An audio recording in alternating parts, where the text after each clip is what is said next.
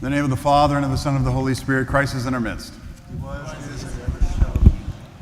remember several years ago, I had a parishioner from Cyprus who used to make a prosophoto bread, the bread that is brought in for the cutting for Holy Communion, and also the andidoron bread that comes back to you at the end of the service. And she had a recipe that was an ancient recipe, but it was sourdough. And it was very hard. And I would rarely use her bread because it was so hard to cut. And I remember one liturgy, I was stuck. I had only her loaf of bread. And I was cutting it with a knife, and I'm trying to cut through it, and the knife broke, and the blade of the knife went through my palm in the middle of orthros. And I had this gash in my palm. I bled all over the bread. I bled over my vestments, over the area. And the first thing that went through my mind is like, in the book of Leviticus, if we were still in the Old Testament, I would be cast out of the temple because I had a flow of blood. You weren't supposed to have any fluids coming out of you, according to Leviticus chapter 15. No fluids, no blood, no other fluids, not even a runny nose. Otherwise, you were considered unclean. In fact, there was a lot of things that were unclean. In fact, in Leviticus 11, it says we're not, according to the Jews at the time, they were not allowed to eat pork. Think of how many Greek festivals you've been to where pork is on a stick and it's brought out as souvlaki, and everybody rates Greek festivals according to their shish kebabs. And then there's other little laws in the Old Testament. In the book of Numbers, chapter 19, it says that if you touch a dead person, touch a corpse, you are impure for 7 days. 7 days. In fact, if you had a flow of blood, you were considered that in order to come back, you had to bring 2 turtle doves to the church, to the temple, and the one was given for sacrifice, and the other one was an offering to the church. And then we hear the gospel today. We hear Christ is walking through these 2 stories that seem kind of random, that happen at the same time, that show that we're not in the Old Testament anymore. We have Jairus, the leader of the synagogue, coming and saying his daughter's sick. And then this woman in the crowd comes up and grabs the fringe of his garment, who had a flow of blood for many years, and she's instantaneously healed. Now, let's start with the woman. First of all, that was considered a no-no. It was considered that she was impure according to the Mosaic law. It was also that you were not allowed to touch a holy man or someone of the temple if you were a woman. So she does a double whammy by grabbing him. And then he says, I felt power come from me, and who was it that touched me? And all the disciples are like, come on, there's people everywhere. Everybody's touching us. Everybody's bumping into us. And then she realizes that she's not hid. And she realizes that she's healed. She also realizes that she did something completely wrong according to the law at that time. She was considered impure, and she was also touching a holy man. So Christ calls her forward, and what does he say? He doesn't say, you broke the law. You did the wrong thing. You shouldn't have touched me. I don't care what your problems are. That's not right. He says, what? Your faith has made you well. You're healed. Go in peace. Doesn't bludgeon her. And then we see that right after this story, they say that Jairus' daughter's dead. Don't bother the master anymore. He says, no, let's go. He goes, and they're all laughing at him because he says she's just sleeping. Just think of that. You're in the presence of Christ. You've seen what he's done. You understand some of the things. And they start laughing at him, saying, she's sleeping. And what does he do? He does something contrary to the law as well. He touches the corpse, this dead body, touches it. Now, you'd have to be a fool to say, or a theological atrocity to say that Christ was impure. To say that because he did this, he was impure. Because this woman touched him, Christ became impure. Because he touched this young girl and raised her from the dead as a corpse, he's impure. Because he raised the widow's son, he's impure. Because he raised Lazarus, he was impure. Because the harlot touched his feet and washed his feet with her hair, that Christ was impure. Because he ate with Zacchaeus, he was impure. Because he talked with sinners and tax collectors, he was impure. You would have to say, there's no way that Christ could be impure. So what do we see as the changeover? We see that Christ comes even when St. Peter is in the book of Acts in chapter 10.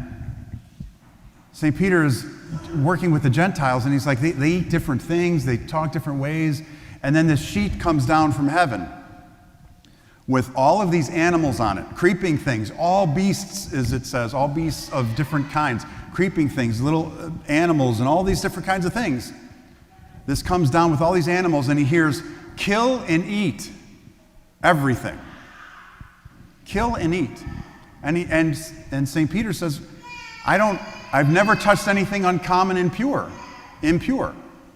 And then we hear, what I have cleansed, I have made nothing impure or common. Eat.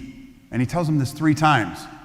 And then he realizes that he can eat the different foods, and that he says later, when he's talking with Cornelius and the others, that God has told him that no one should be considered impure. No one. So why do I bring this up to you? Is because if we went according to the Old Testament, everything that was done in the Old Testament, we would all be toothless and blind, right? A tooth for a tooth, an eye for an eye. We'd all be in here with dentures and not seeing anything. It wouldn't matter how many icons are up. We have the new of Christ saying that he has come to change the ways of the old.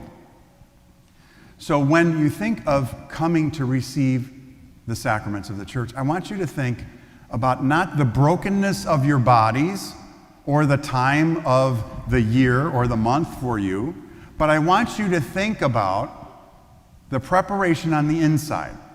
This woman who comes to touch Christ, she comes forward, as St. Cyril of Alexandria says, she comes forward understanding that she's doing something different. But Christ embraces that and says, you're healed. Come to me, as Christ says, with faith. Your faith has made you well. When do we hear approach with faith, with love, with fear? When do we hear that? When the priest comes out and offers what? Christ to you. He offers the body and blood of Christ to the people to come with faith. It doesn't say with absolute wholeness, with justification, with greatness, with an exaggerated sense of humility. It doesn't say any of that. It says with faith, with fear, and with love come forward to receive Christ in the brokenness of our bodies. So taking this again, when the priest goes to the hospital and visits someone and gives them communion. Some of you I've seen in the hospitals, you've been hooked up to different things. Some of you had catheters, drains, receiving blood, IVs, all kinds of things going in you and coming out of you. And the priest does what? Offers communion. Not to get hung up on the old of the blood flow and the issues of fluids coming in and out, but to understand that this is our healing. This is our healing. When we're broken, we're to come to God for healing. We're to come to him for salvation and life eternal in the context of the sacrament of Holy Communion. So I want you to think about the new of Christ, the new way he set up things. He doesn't say, continue to pluck out someone's eye, continue to knock their teeth out. He says, love one another as I have loved you. Forgive 70 times 7. Forgive one another. To love one another. to show kindness to the least of the people because you show it to me, as Christ says. So think about the new. And it's very interesting, too, because this community, when the priest comes around, there's several of you that grab my vestments because you're like, that looks really soft. Let me grab. No. It's you grab the vestments of the priest in expectation of what? An expectation of healing. Doesn't matter who we are. It's that reaching out for healing by God. Do not let anything in your life hold you back from properly preparing and receiving the sacraments in the church. Receive. Come and receive. As we say, come and receive the light, on Easter we say, come forward. The whole point of the liturgy is not to be passive participants, not to sit back and watch a show. It's to pray and ultimately to receive what is being offered. Because what is being offered, we can't offer ourselves on our own. We have to come here to receive it. You can't take bread, you can't take wine at home and stand in front of your icon and this and that. You can't do that. You can't marry yourself at home. You can't bury yourself. That would be really interesting. You can't bury yourself. You can't baptize your own children. You can't even receive the sacrament of confession by yourself.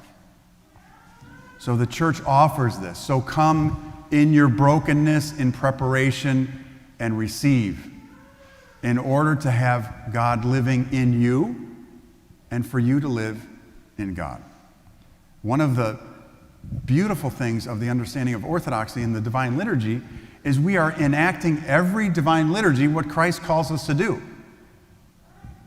Abide in me and I in you. Receive my body and blood, because if you don't, I don't live in you. You don't have no part in me. But if you do, I live in you, you live in me.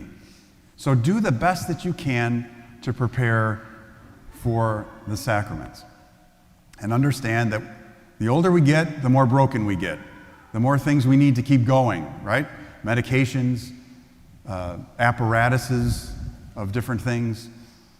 All those things are understandable and we can talk about them, but prepare yourself to receive the sacrament. Don't deny yourself the living God that comes to you. And many times, sometimes people will say, I only receive communion twice a year. Well, that's against the canons of the church to do that. You should receive frequently, as much as you can. And in the canons of the church, it says if you don't receive deliberately 3 Sundays in a row, you should be excommunicated. And a priest, as a priest, it says if the clergyman goes to a divine liturgy and does not receive communion, let him be deposed of his office and become a lay person. So if I show up somewhere at a liturgy and I just stand in the back, I had a couple Whoppers this morning or whatever, and I don't receive communion. If the bishop's there, he could say, you know what, you could be brought to spiritual court for that, for not receiving, not preparing. So prepare. No one is going to come and say you're excommunicated. Not from here. But understand that that's how important it is to the church that you receive. So come in your brokenness, reach out for Christ, grab him, and realize that he is the new. He is the life. He's healing. Life isn't something that happens. Life is someone who is, and that's Christ. Reach out to him, receive him, prepare, and don't let the brokenness of our bodies separate us from the sanctification of our souls. Amen.